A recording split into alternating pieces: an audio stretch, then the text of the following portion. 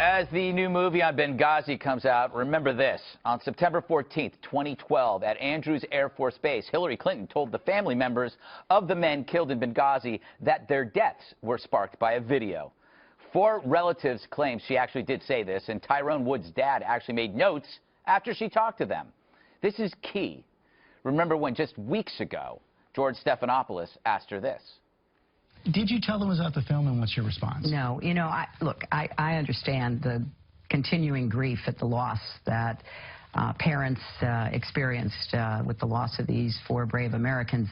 And I did testify, as you know, for 11 hours. And I answered all of these questions. Now, I can't help it that people think there has to be something else there. Well, that does it for me. She's telling the truth, and those families are liars. I mean, who are you going to believe? Some grieving people, including one who took notes, or some heroic woman who braved sniper fire in Bosnia? Do you trust some dead hero's relatives, or a lady who said she was dead broke after the White House? Who would you accept, the word of people with precise memories of that event, or a person who blamed a planned act of terror on a video?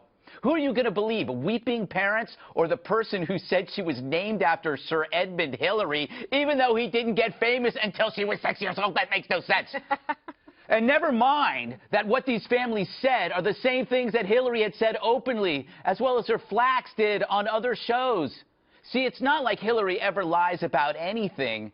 She lies about everything. She lies the way a puppy poops, often and everywhere. And it's the press that scrubs it off on their hands and knees. Ugh. But in the end, it's just her words against theirs. As loved ones lie in state, she simply lies. So on Megyn Kelly last night, here were some relatives responding to the accusations of the big... Oh, the contractors. Okay. About lying about the video. Go for it. I know Pat Smith. I know Katie Quigley, Glenn's sister. I know, you know, we know Ty's mom. We know what they told us was said, and I do know them very well. And Katie's been on the news quite a bit, telling you what she was told, and I know that they were told it was a video because that's what they told me. Well, and I believe Pat. I believe Katie. I believe Charles Woods. I mean, who would have a reason to lie? Why? Their loved ones just died. Simple. Exactly. They have no reason to tell anything but the truth. Kimberly, this is a huge deal. It's a really big deal, and it should matter. I want it to matter. Yes. Because it tells me a lot then about this country, about the voters, about American families, about the values that we hold dear. Make a choice with confidence to say someone who lies like this, lies to grieving family members. Listen to what these guys have to say. They've been very consistent from day one, coming out to talk about it, the movie coming out, this special. I mean, there's even much more to this story than we're even hearing at this point. Eric, because there's a lot of people's lives on the line. The media is going to let this slide, right? Well, yeah, they're pointing a finger at us, saying, "Oh, Fox or the right is rehashing this. She's already testified for 11 hours."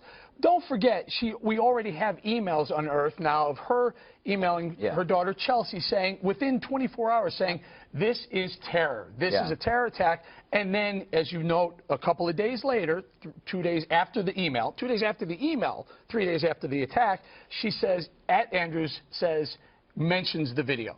I mean, that's all there's your smoking gun. I don't know why this is up for any other discussion. She blatantly lied about it, and we need to keep harping on this because it matters. What else? Yeah, and what else could she lie about, Dana? I mean, you lie about this. Why can't you just admit you made it? If she admits you made a mistake, she's a better person. The other thing is that she does this thing where she tries to absolve herself from any responsibility by saying how long she testified. Yeah. So the book, the movie is called 13 Hours, which is based on the best-selling book by the same name. 13 hours, it was a lot harder to do what they did for 13 hours than it was for her to answer questions for 11 hours. Great and answering 11 hours worth of questions doesn't mean that you've absolved yourself if there are still these contradictions. That is an excellent point. Thank you. I wish I came up with that. Juan, you know, she's the type of person that would take an orphan's candy, eat it in front of the orphan, and then blame it on a video.